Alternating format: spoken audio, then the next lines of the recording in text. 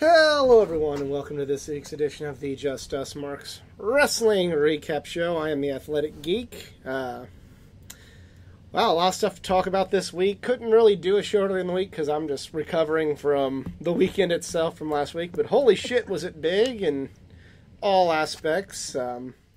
Easy is joining me again this week. Happy 5-year anniversary. Happy 5-year anniversary, yeah. It's You never even sent me flowers, people. Well, yeah. Love you and miss you, dude. Yeah, it's great to be back here, and we'll never seen this show before. This is the Just Us Marks Wrestling Recap Show. I'm Ed Easy at All In and Starcast. We love wrestling, we love sharing, we love pro wrestling with each and every one of you out there. However, just like each and every one of you out there, we are just fans. Our opinions of that of any other fans. We avoid insider terms because we are not insiders.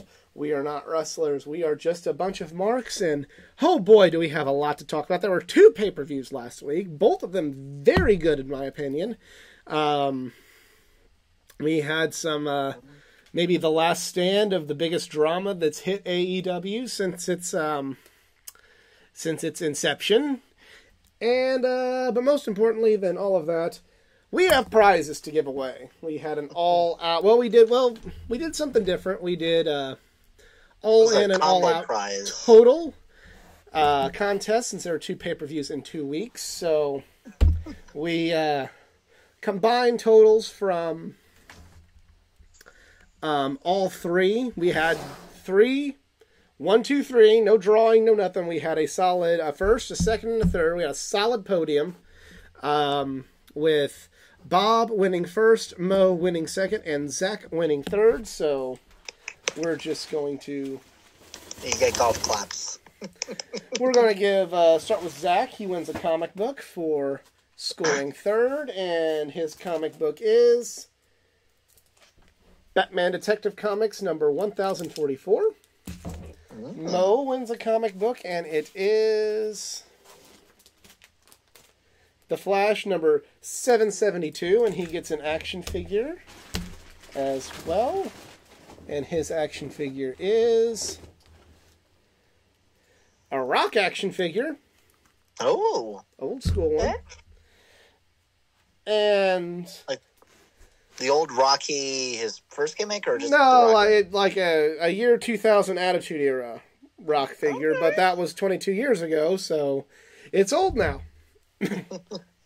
And Bob, the winner, receives Justice League Dark number 25. His action figure is a classic John Cena. When I mean classic, this is pre-Doctor of Thugonomics John Cena. Oh. A rare one. Let's see. He gets a poster of some kind. What we got here for him?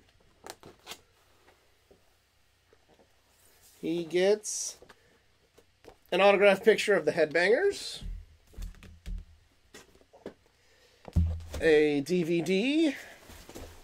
Maybe. His DVD is a Girl Fight Wrestling Jawbreaker event from September 26, 2020. The main event is Mickey Knuckles and Su Yung.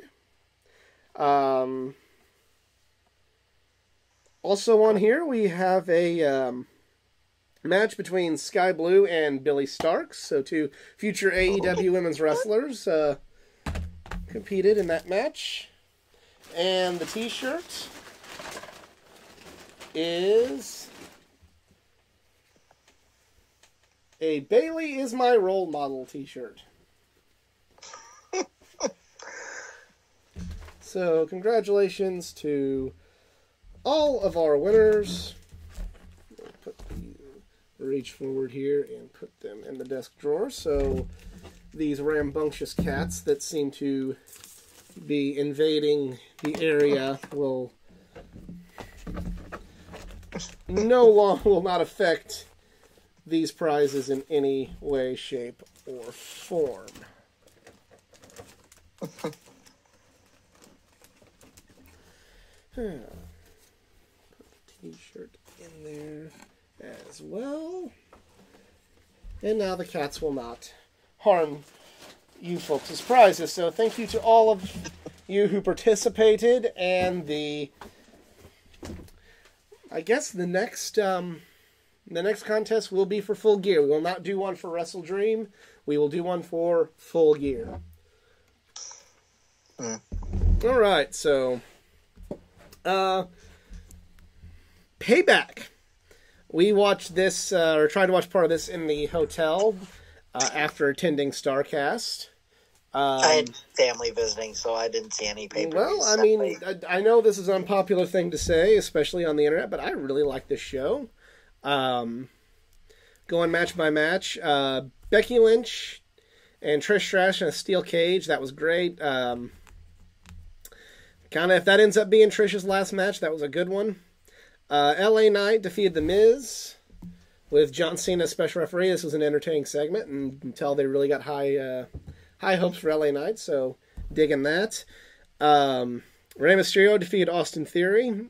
This was okay. It made the weakest match on the card, in my opinion. The Judgment Day defeated Kevin Owens and Sami Zayn for the Undisputed Tag Team Championships. This was a really good street fight. I saw that coming. Rhea Ripley defeated Raquel Rodriguez. A good match. And then Seth Rollins defeated Shinsuke Nakamura. This was one that it was a good match, but I feel like, I hate to say this because I'm a fan of the guy, but Nakamura just isn't the big match guy he once was. You know, like we kind of started seeing that in at WrestleMania when he wrestled AJ, and we're just kind of like, oh, that was it? Oh, okay. But maybe they're just like building up for more crazier matches between the two, or maybe I'm just saying I'm going by Nakamura's history. I mean, like he's not a consistent big match performer. He is good. He can have a great match, but he's not very consistent. You know, going all the way back to AJ and Jeff Hardy and all that stuff from that time period, he doesn't always deliver. He's not one of those guys you go to and go, this guy will deliver a great match anytime I put him in the ring. He doesn't do that anymore. People are going to say it's because of the WWE system, and okay, you got a point, but you know, this is Triple H's WWE, and Triple H used him in NXT, and he had a good, not great match with Seth, and Seth's pretty consistent, so yeah, but overall, really good show. I know, especially after All Out, you're not allowed to say that anymore, but no, it was a really good show. We now go to All Out.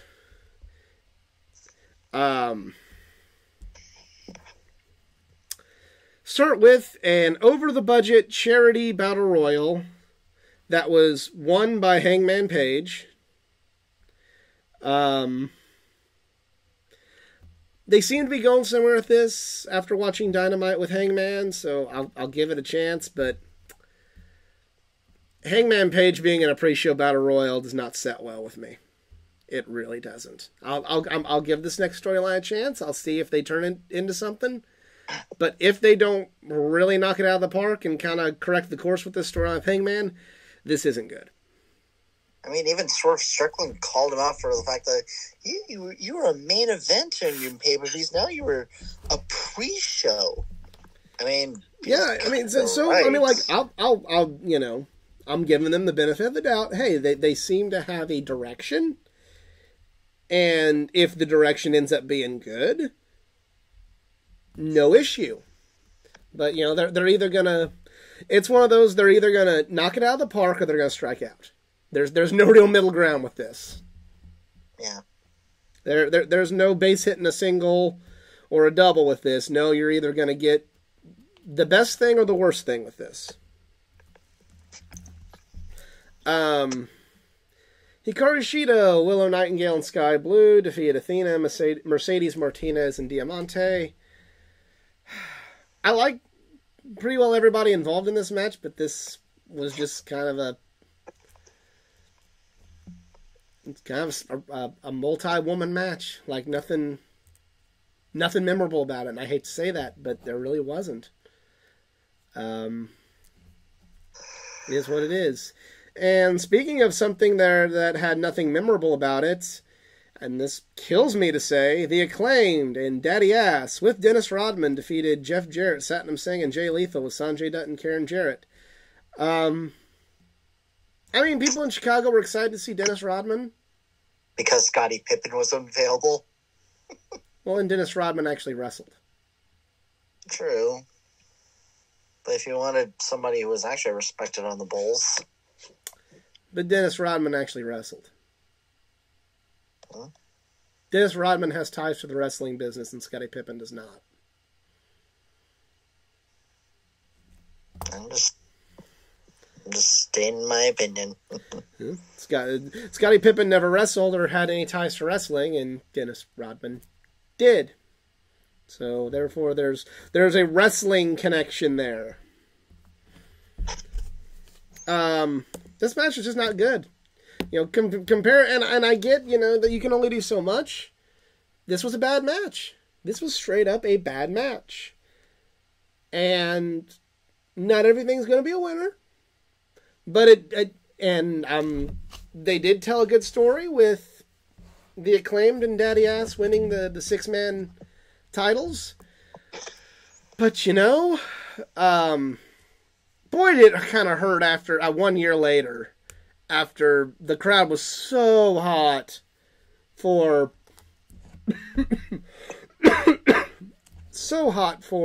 The Acclaimed and wanting to see them win the tag titles for them just to be in a match like this. That kind of sucked. Better Than You, Baby defeated the Dark Order to retain the ROH Tag Team Championship. This match was okay. It was good. You know, they told a good story with it. It bled right into the next match with Samoa Joe defeating Shane Taylor, which I did not like very much, but you know, they're starting Samoa Joe versus MJF, depending on how this number one contenders tournament goes, but all signs really seem to point to Samoa Joe and MJF, and it seems to be a good storyline, so I can tolerate one good match and one not so good match, but they meet in the middle to push towards what might be something bigger. I can get on board with that. Luchasaurus defeated Darby Allin to retain the TNT Championship. This match made me uncomfortable. Like, all the things that they were doing to Darby's back was just, like, cringe, and I didn't like it. It, like, made me feel uncomfortable, which I guess is good bad guy work with Luchasaurus and Christian. I was going to say, who did more of the fighting, or was it really just a clean fight between Lucha and Did you not watch the pay-per-view? I sadly did not. Oh. Again, I only saw, like, highlights, but I didn't see the whole thing. Well, it was kind of everything. All right. No, it's just kind of your standard, like, there's the bad guy wrestler, and he's got a manager, and the manager cheats. But, I mean, it was well done. Just the stuff, too. Darby's back was, you want to turn away from it, and maybe they're doing a good job with that. I'll give him that credit, but Darby makes me nervous. I love Darby, but he makes me nervous. That back must be made of vibranium. Or adamantium. Either way. Yeah. Next up was a sleeper hit that I don't think anybody really had a lot of hopes for, but it was Miro defeating Powerhouse Hobbs. Crowd was really into this. Here's my opinion on this match, because this was a two-way street. Was the crowd really into it? Absolutely. But they were kind of just like, it was fun with the whole, like, they just kept chanting meat. And, like, every time someone chopped, just going meat, and working the word meat into things as they were, like, hitting each other. And it was entertaining and it was fun. But on the flip side, it's just kind of like, do you really remember like how good the match was, or just remember like fans hijacking it with meat? Like, I like the match. I like how into it the crowd was, but it's kind of one of those like, were we as the fan base there really like making the match like a classic, or were we kind of just like going, ha ha, we're making meat jokes, everybody, and you know, and Well, you're in Chicago. What do you expect? no, I mean, I'm just saying this in general. It's kind of like it's a two-way street, because on one hand, yeah, the crowd was hot, but on the other hand, it's like, was the crowd really making this match like seem like the epitome of wrestling, or were we kind of just like having a laugh? I don't know. It's kind of one of those when some people bring up the inevitable, well, AEW are the real wrestling fans, and we like real wrestling, and you know, WWE fans just say stuff to be silly, and they don't really appreciate the wrestling. It's like, well, I mean, were people really appreciating it? I know I was, and I was having fun, but like, was all 10,000 people really being as appreciative as we would be for like other wrestlers in that match? I don't know. It's kind of, I have mixed emotions on that, because it was fun and it was a good time, and wrestling should be fun. But on the flip side, you're seeing so many people like, oh man, the crowd was so hot. They really elevated the match. It's like, but were they elevating the match? Were we in the United Center elevating the match, or were we just like amusing ourselves? I don't know. It kind of depends on your wrestling philosophy there. After the match, we thought we were going to have a sign of respect with Powerhouse Hobbs and Miro, but Powerhouse Hobbs attacked Miro, and then we see the return of formerly Lana, IRL CJ Perry. They didn't refer to her as anything when she did a promo on TV this week, and I haven't seen the pay-per-view other than that night in the arena, so I don't know if they called her anything on commentary yet, but I didn't hear anything. I think it might have been CJ Perry when I was like watching the video, but it's like, okay then. Yeah, I don't know. I felt like that was very random, but at the same time, I'm like laughing so hard with Miro just like pushing her off and just like going to the back. I'm like, oh, beautiful long-term storytelling we got here. Yeah, well, I mean, they did on Collision do a promo about this with, you know, he's forsaken everything. I was there. Oh, more on that later. Yeah. So I mean, like, it did make more sense, and I liked it better after the promo. I didn't know what to think about it at the time. Actually, it's funny. After they played the promo, and there was a long silence, and I screamed, "Long-term storytelling!" And I got a great laugh out of my section. Chris Statlander defeated Ruby Soho after Toni Storm sprayed Ruby Soho and turned on her, or did something. Sorry, it's been a minute. She kept Ruby's, that spraying was what happened to Toni at All In. Sorry, I'm tired. I'm feeling sick.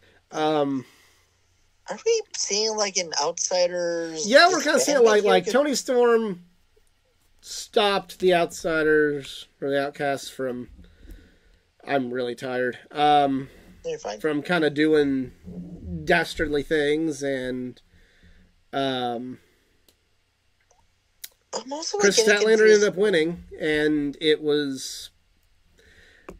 We're seeing the new character, which is an interesting character. It's entertaining. I don't know how long it's gonna like stay that way. I'm not saying like it's a bad thing. It's just I'm assuming Grand Slam, but yeah. I'm talking about Toni Storm's character. I don't know like how long it's gonna stay interesting, because not so much as a knock on her character work or the character itself, but because how many times have we said, and this is gonna be the thing that is great for the women's division.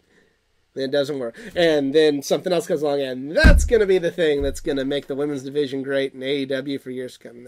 And then the next thing out, and this is the thing that's going to make the women's division, like, it's hard for me to get excited about it because it's just like, well, here we go again. But I'm confused but interested to see where it goes next.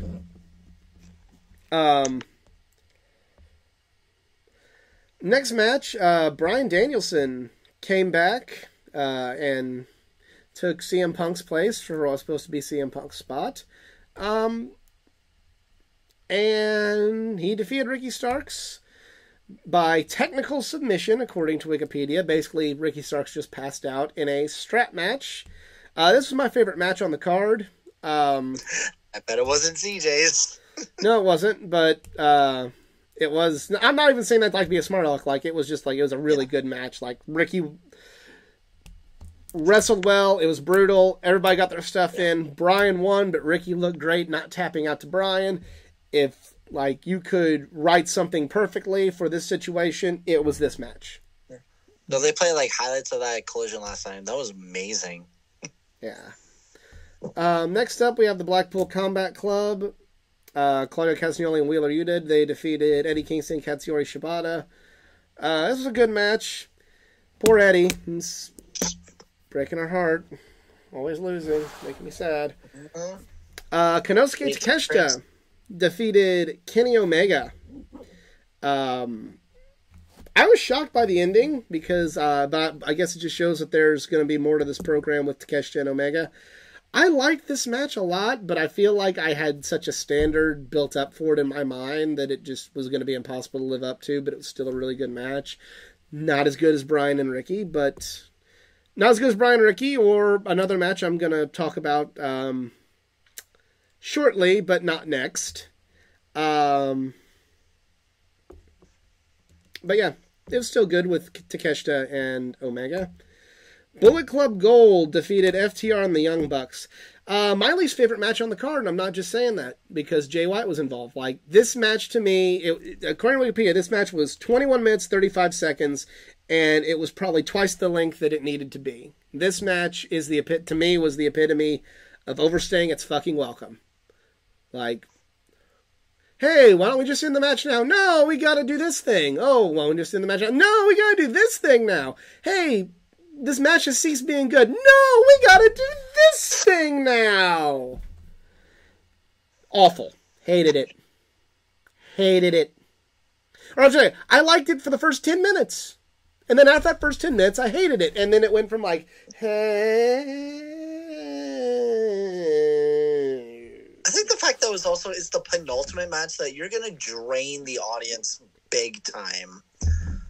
Well, and I will say this, to be fair, this was probably one of the most well-paced AEW shows I've ever seen. Even with that, like, this wasn't like previous years where, like, it was not paced well at all. Like, this one was very well paced, but you're not wrong with just kind of that. Like, it was just to me, it just wasn't good. It was the epitome of let's get a bunch of stuff in. Let's do a bunch of stuff that, oh, it's fun. But there's no need for it now. If this was the beginning match, would you have a different opinion? If this started the show.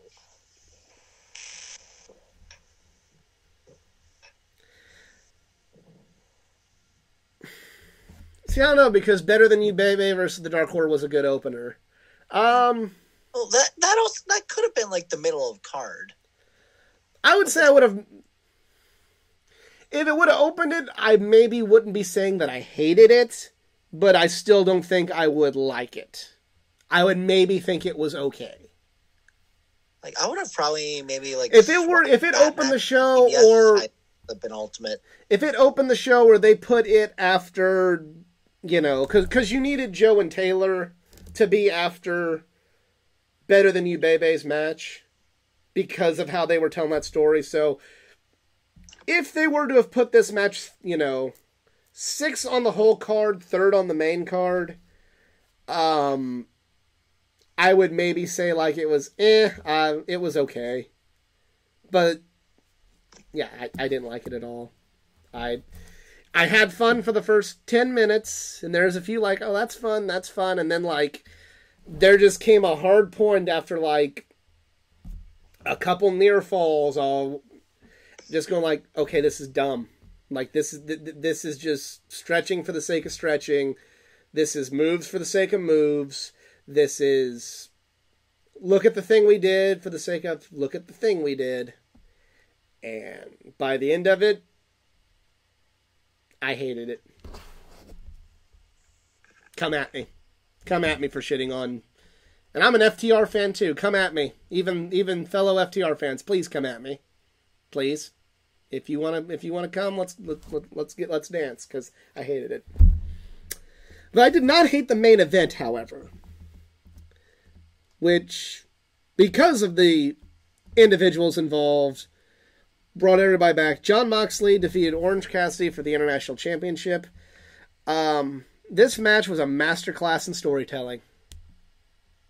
This was told the perfect story of Orange Cassidy, this champion that has been on a grinding schedule, who's been beaten, had a grueling match just days before, and here's this, badass ace of the company, Jon Moxley, coming in fresh. The way they told it with Moxley dominating the first part, Orange Cassidy's never say die attitude, Orange Cassidy getting those moments of hope where he really got the momentum going, where you think Orange is gonna fucking do it again. Orange is gonna fucking do it. This was just masterful storytelling. I loved it. I don't think I liked it as much as I did Ricky and Brian, but it was damn close. And I got back into this show because of Jon Moxley and Orange Cassidy. Like, I was brought back in. Not that it would have been a bad show if it would have just ended on the 8-man tag. I would have been disappointed, but it wouldn't have been a bad show by any stretch of the imagination. But this is like what brought it like way back up for me. This was, like I said, a masterclass. All right. And that was AEW All Out. I had a great time. I thought it was a great show. I don't think it was like the best show of the year. I thought like you could tell the locker room off the heels of some controversial news really rose up, and I give credit to everybody, even the matches that I didn't like. I give credit for everybody for working hard in those matches, because now more than ever, after like such a divisive thing to happen, and with all the controversy, AEW is going to have to be what the fan base always thought it was, and some think still is. Like, they're going to have to really rally and bring stuff, and you're going to have to do great storylines. You have to have great matches. You're going to have to really bring it, because there's a lot of people that are really discrediting AEW now. One of them is got a lot of influence over fans, so it's gonna have to. This is a step in the right direction. And speaking of that controversy, CM Punk got fired after the altercation with Jungle Boy in London. Tony Khan said that he felt that his life was threatened and fired him. I don't have. And he had massive cojones to also address the hostile Chicago crowd on Collision, or before Collision, about what had happened. Yeah, and honestly, good on him. Yeah, you would never ever see that in WWE. Like, yeah, you would. No.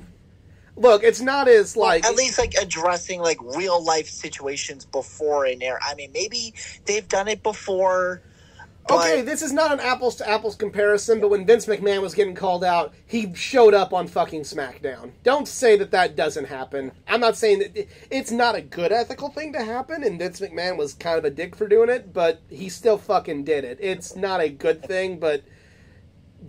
No, WWE would do this too. No. No. That's why I retracted a little bit by saying maybe they have. If they did, awesome. Yeah, they've done. There's only like two comparisons to say it, and WWE has done it before, and now AEW's done it. So like, the only like factual information we have now is they've both done it. Mm-hmm. The fact that this literally happens 1 year after Brawlout, it's like, I was joking before we get on the air. It's like, are we going to have like an annual thing in September where CM Punk's about to do something stupid?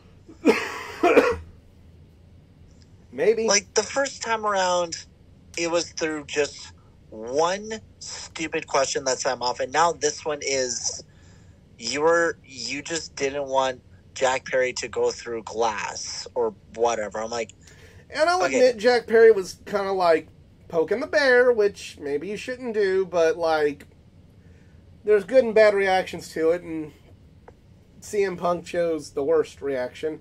But honestly, at this point, I don't want to talk about him anymore. Like, he's going to pursue legal action. We know there's probably going to be a lawsuit. He's going to say bad things about Tony Khan. He's going to drag AEW through the mud.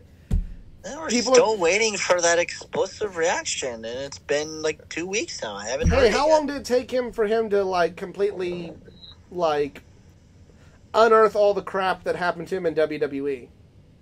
You know? Maybe literally the day he probably got fired? That didn't happen. He wasn't on the Art of Wrestling right after that happened, right after he got fired. It was still a little while down the line after that.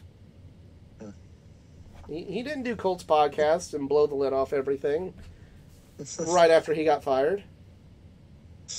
And it's funny, like earlier on my way to work today, when I was like watching like when him and Eddie Kingston had a promo about it, it was like, God damn, everything Eddie Kingston was saying, even though it was for, you know, the art of drama, there was actually some truth to this. So Eddie Kingston warned us all along. I warned you all along. I know you did as well. And I listened. Again, I'm going to say this. I'm Bobby Heenan at Bash at the Beach 96 when everybody's shitting on Hulk Hogan. Going, I told you guys. I told you all. I told you all he was a piece of shit. I told you all he wasn't good. I told you all he was a egotistical, self-righteous piece of shit. Y'all laughed at me. Like I'm gonna pull out the asshole card for anybody that was a CM Punk fan that is now disappointed in his actions and threw shade at me. I'm pulling out the asshole card and I'm saying, I told you so. I told you he's a piece of shit, but no, you're just a hater. You just don't understand wrestling. You just don't understand how good this is and blah, blah, blah, blah, blah. No, you don't understand what was getting ready to happen. And now it's happened. Thank you. Speaking of thank you, I'm just trying to sound like the shoosh crowd before. Oh, I fucking love that. Like, AEW fans hate that and act like that's bad for wrestling. I fucking think it's awesome. No, well, obviously every wrestling show there's a woo, but before Collision there was like the yeah and shoosh. It was like, oh my god, oh yeah, firstly, wrong promotion. Well, they're fun to say, and maybe if some of the AEW wrestlers, maybe if a few more of them had that kind of charisma, we'd be saying their things at AEW shows. Again, right? I thank you. Yeah. I mean, for the things like. Well, before we real quick, we do have to mention, because this is wrestling history, Gunther has to surpass the Honky Tonk Man, and Gunther is now the longest reigning Intercontinental Champion of all time. Officially. Oh. Well, there we go. Attaboy, Walter. I mean, Gunther. No, he still Waltered me. Sorry. I would say that Gunther's been more successful than Walter. And the proof is in the pudding. There's factual data now, too, that supports it. Well, good for Gunther. Cool. Yeah. So you were at Collision. What was Collision like? Well, for the first time, they were at Rocket Mortgage Fieldhouse, and the crowd was actually pretty freaking awesome. So, especially like 3 years being at the Wolfstein Center, which is home to Cleveland State University. Here's a few notes you need to know about that arena. One, it is extremely outdated. It does not have a jumbotron. It was built in 1970 something. And thankfully, the university is looking into replacing that arena at long last. But finally going to Rocket Mortgage Fieldhouse, I was like contemplating, should I go? Should I not go? I was like, you know what? I'm going to go. And it was a fun time. Crowd was great. Thought the night was awesome. And we saw the return of Jade Cargill, which shot down all the rumors about whether she was returning to wrestling or not, because that's actually what everyone was hearing. And apparently the rumor is, no, she's just off television. And it's just, she's back. And hopefully we'll see a much better rematch between Statlander and Cargill. Oh, and also we had some great chants, like Adam left to, which that was probably the best chant of the night during Roddy and Darby. And also, once again, Darby got assaulted by Luchasaurus and Christian Cage. I'm like, can we just let this rivalry go already? They fought already. He hasn't fought Christian yet. Maybe. Yeah. And the feud's with Christian. Yeah. And for the first match announced at WrestleDream, Bryan Danielson wants to fight the best technical wrestler in the world, and it's Zack Sabre Jr., which I'm actually going to be excited about that match. But I think more importantly, he also mentioned that this is going to be his last year in wrestling. Yes. That's going to be very sad. So, wait, I was actually almost thinking he was about to announce his damn retirement again. So, oh, and also one chant that I was very, very, very, very happy to do, since Roddy's little rat pack is unfortunately the Kingdom. I led a very successful "Fuck the Kingdom" chant. Your views about CM Punk being toxic, those are my views about Matt Taven. He is a toxic piece of shit. And I've heard he's not a toxic person in real life, I don't think. Not according to a very dear friend of mine out in Michigan. So okay, well, there you go. I haven't heard any stories about Matt Taven being bad. I'm just not entertained by his wrestling in the slightest. Well, from what I've heard, he is just not somebody to get along with in real life. But that's just from one opinion, and I've heard some stories as well, and it's like, wow. But I don't chant "Fuck the Kingdom." I just don't make noise when the Kingdom comes out. Yeah. Oh, and also, back to Statlander's match for the TBS Championship. They didn't even announce who was fighting. It was just literally like it turned out to be like Robin Rodriguez or whatever. But yeah, when she was like chirping at the crowd and all that, I screamed, "I don't even know who you are," and that got a good laugh. All right, well. But Collision was good. There was a good Ring of Honor matches. Unfortunately, I had to leave in the middle of a Christopher Daniels match because I wanted to A, catch my bus, B, I was also getting tired. The crowd was them putting all the ROH matches afterwards, I think, just killed the crowd for the Ring of Honor matches, which is someone that subscribed to and then canceled the subscription of Honor Club. Yeah. That's not a good idea. Get the ROH stuff done at the beginning when fans are like maybe excited or something. And plus, there was going to be a Shane Taylor match, which, well, A, he's a Cleveland guy, but also, why at the end of the show, but whatever. Like, I just couldn't have the stamina for it. And I'm not over Shane Taylor. I acknowledge he's a great guy, but I don't have a real connection with him. And also, this sucks. There was nobody from Absolute Intense Wrestling, even for, like, pre-card or whatever, because AIW has a phenomenal cult following right here in Cleveland, and they have also their next show coming up, I believe, this week, and Eddie Kingston is actually going to be in it. So Eddie. Eddie. Yeah, yes. We all love Eddie. Hopefully, and his little promo he had with Claudio, where they are going to have a Grand Slam match for the ROH World title and the New Japan Openweight? The strong Openweight Championship that Eddie holds. It's going to be winner take all. And for the love of God, Eddie, please win this damn match. Yes, please. Please. We'll talk more about that program as it gets closer to the end. But I'm about ready to tap out. Nice Collision. Yeah. Yeah, It was great, a good good Collision. And without the threat of CM Punk, I even really enjoyed Collision. But I got to tap out. I have not gotten over my sinus issues that I've had for a month, and a week of traveling and going back to work hasn't helped either. So I want to thank you guys for tuning in. If you enjoyed, please give it a like, share, subscribe for more content. Follow me on social media, facebook.com/athleticgeekA9, Instagram at athleticgeekA9, and Twitter, Twitter, whatever it's called now. The thing that Elon Musk owns at athletic_geek89. All right, for AZ, I'm the Athletic Geek. We're just Marks, and we're out. Have a good one.